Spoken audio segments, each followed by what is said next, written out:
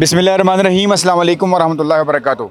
मैं मौजूद हूँ इस वक्त हवेली लखा से आगे हैड सुलेमान की, और वहाँ पर पाना महार के ये इलाका है।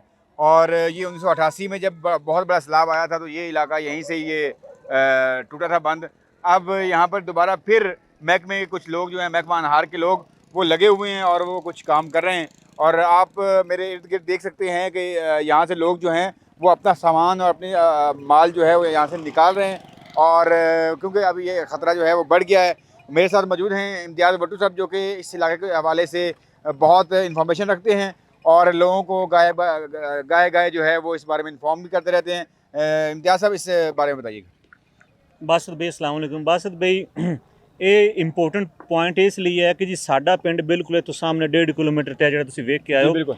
ਅੱਛਾ, ਇਹ ਬ੍ਰੀਚਿੰਗ ਸੈਕਸ਼ਨ ਨਹੀਂ ਹੈ, ਇਹ ਬੇਸਿਕਲੀ 88 ਵਿੱਚ ਇੱਥੋਂ ਰੌਣਾ ਪਈਆਂ ਸਨ ਤੇ ਉਹ ਰੌਣਾ ਦੀ ਵਜ੍ਹਾ ਤੋਂ ਬੰਨ ਟੁੱਟਿਆ ਸੀ। ਬ੍ਰੀਚਿੰਗ ਸੈਕਸ਼ਨ ਇੱਥੋਂ ਤਕਰੀਬਨ 4 ਕਿਲੋਮੀਟਰ ਪਿੱਛੇ ਹੈ। ਅੱਛਾ।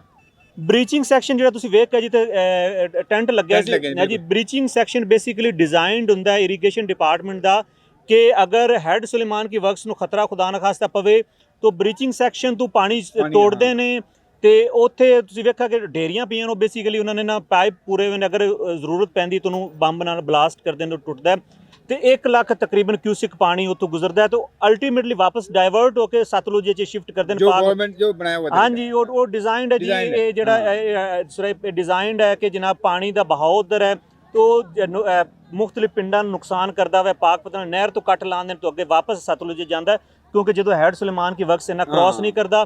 ਆਲਮੋਸਟ 4 ਲੱਖ ਦਾ ਰੇਲਾ ਸੀ 1988 ਵਿੱਚ ਤੇ ਉਹ ਉਦੋਂ ਸਾਰੇ ਇੱਥੇ ਪਿੰਡ ਇਕੱਠੇ ਸਨ। ਜਿਵੇਂ ਹੁਣ ਤਾਂ ਕੋਈ ਲੋਕ ਇੰਨੇ ਨਹੀਂ, ਪਾਣੀ ਜੇ ਆ ਰਿਹਾ ਤੇ ਇਹੀ ਫਿਕਰ ਸੀ ਕਿ ਜੀ ਬ੍ਰੀਚਿੰਗ ਸੈਕਸ਼ਨ ਇੱਥੋਂ ਵੀ ਰੌਣਾ ਪਈਆਂ ਹੋਈਆਂ ਨੇ। ਲੇਕਿਨ ਉਦੋਂ ਇਹ ਮੋਬਾਈਲ ਟੈਕਨੋਲੋਜੀ ਨਹੀਂ ਸੀ। ਘੋੜੀ ਤੋਂ ਬੰਦਾ ਆਉਂਦਾ ਸੀ ਸਾਡੇ ਪਿੰਡ ਵਾਲਿਆਂ ਨੇ ਘੋੜੀ ਤੋਂ ਬੰਦਾ ਭੇਜਿਆ। ਜਦੋਂ ਉਹ ਆਇਆ ਤਾਂ ਉਹਨੇ ਵੇਖਿਆ, ਉਹਨੇ ਘੋੜੀ ਪਿੱਛੇ ਬਜਾਈ ਤਾਂ ਉਹਨੇ ਆਖਿਆ ਜੀ ਬੰਨ ਟੁੱਟ ਗਿਆ ਤੇ ਜਨਾਬ ਨਿਕਲੋ ਜੀ। ਉਹ ਲੋਕ ਉਸ ਟਾਈਮ ਬਸ ਤਿਆਰ ਹੀ ਬੈਠੇ ਸਨ। ਅੱਛਾ, ਹੁਣ ਵੀ ਸਿਚੁਏਸ਼ਨ ਇਹ ਹੈ ਕਿ ਬ੍ਰੀਚਿੰਗ ਸੈਕਸ਼ਨ ਤੇ ਸਾਰੇ ਅਰੇਂਜਮੈਂਟ ਨੇ, ਲੇਕਿਨ ਜੀ ਅਸੀਂ ਇੰਨੇ ਦਿਨਾਂ ਦਾ ਕਰਲਾ ਤੇ ਕਿ ਜੀ ਇਹ ਜਿਹੜਾ ਨਾ ਇਹ ਕਮਜ਼ੋਰ ਹੈ, ਸਾਨੂੰ ਖਤਰਾ ਹੈ ਸਾਰੇ ਪਿੰਡਾਂ ਨੂੰ। ਤੇ ਅੱਛਾ, ਇਨ ਕੇਸ ਬ੍ਰੀਚਿੰਗ ਸੈਕਸ਼ਨ ਤੋਂ ਵੀ ਪਾਣੀ ਟੁੱਟਦਾ ਹੈ ਨਾ ਜੀ, as per flood fighting plan irrigation department 2023 88,000 ਏਕੜ ਫਸਲਾਂ ਦਾ ਨੁਕਸਾਨ ਹੋਵੇਗਾ ਅਗਰ ਬ੍ਰੀਚਿੰਗ ਸੈਕਸ਼ਨ ਤੋਂ ਖੁਦਾ ਨਾ ਖਾਸਤਾ ਪਾਣੀ ਟੁੱਟਦਾ ਹੈ। ਤੇ ਅਗਰ ਇੱਥੋਂ ਟੁੱਟਦਾ ਹੈ ਤੇ ਫਿਰ ਸਰ ਉਧਰ ਤਾਂ ਤਬਾਹੀ ਹੋਣੀ ਸਰ। ਇਹ ਸੇਮ ਤਬਾਹੀ 88 ਵਾਲੀ ਇੱਧਰ ਵੀ ਹੁੰਦੀ ਹੈ, ਬਹੁਤ ਜ਼ਿਆਦਾ ਹੋ ਗਈ। ਅੱਛਾ, ਇਹ ਤਬਾਹੀ ਹੋ ਗਈ ਸਰ। ਮੈਂ ਤੁਹਾਨੂੰ ਸਿਰਫ ਦੱਸਿਆ ਫਸਲਾਂ, ਇਹਦੇ ਚ ਪਿੰਡ ਸ਼ਾਮਲ ਨੇ। ਬਿਲਕੁਲ ਇਹ ਖਿਆਲ ਰਵੇ ਕਿ 1988 ਵਿੱਚ ਇੰਨੀ ਨਾ ਪਾਪੂਲੇਸ਼ਨ ਸੀ, ਨਾ ਹੀ ਇੰਨੇ ਜ਼ਿਆਦਾ ਪਿੰਡ ਸਨ।